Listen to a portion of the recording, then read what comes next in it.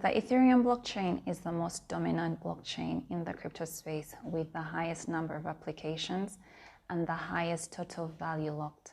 Chances are high that you will interact with it. So in this video, I'm going to share how you can pay less in transaction fees on the Ethereum blockchain. But first, I'm going to explain a few terms. What do I mean by total value locked, or TVL? There are a number of different protocols in the crypto space, and some allow you to lend and borrow. Others allow you to deposit your crypto in them and earn an interest on that deposited crypto. The TVL is the sum of the value of all the crypto deposited in either a protocol or in protocols on a particular blockchain. And the TVL for the Ethereum blockchain is about 51.3 billion.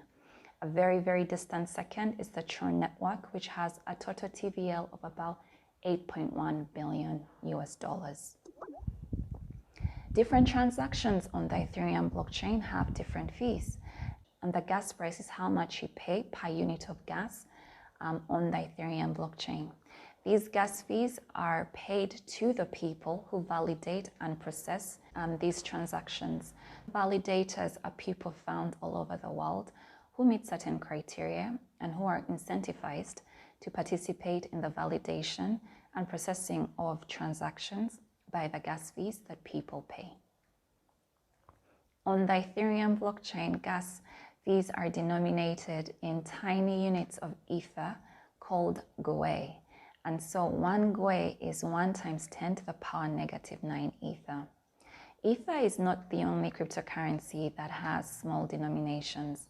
1 Satoshi is 100 millionth of a Bitcoin, and 1 drop is 1 millionth of an XRP. Now, the gas price can vary depending on supply and demand, as well as the traffic on a blockchain. The Ethereum blockchain has been notorious in the past for having extremely high gas prices, especially during periods of high congestion. And in those periods, it has been unusable by everyday users like you and me. So how do you pay less in gas fees on the Ethereum blockchain? What you need is a tool called the Ethereum gas tracker, or an Ethereum gas tracking website. One of the most popular ones is Etherscan's Ethereum gas tracker. So these gas trackers track the gas price on Ethereum in real time, and also across several hours and over several days.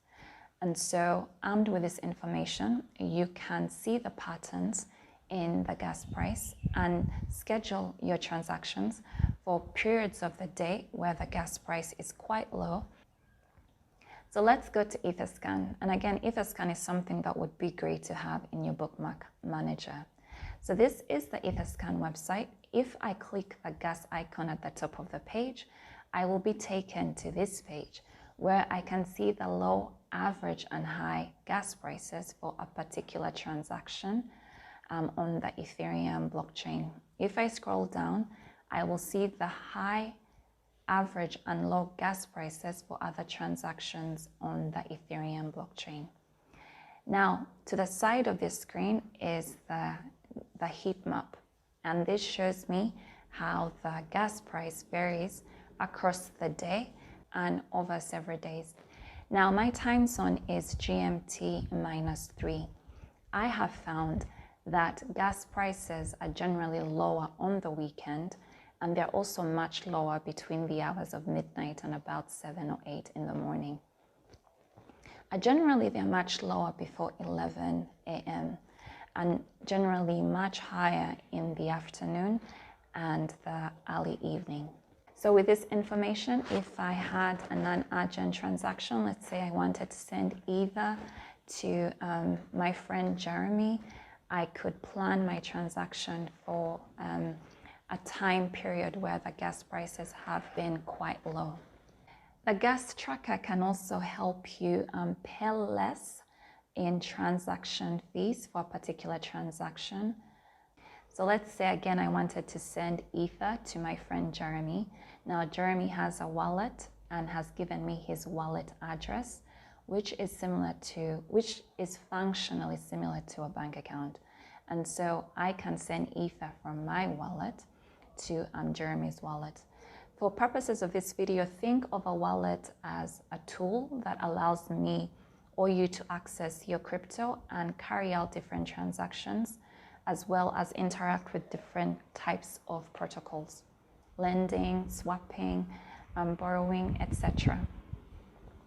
So within my wallet, let's say I'm using the Trust wallet.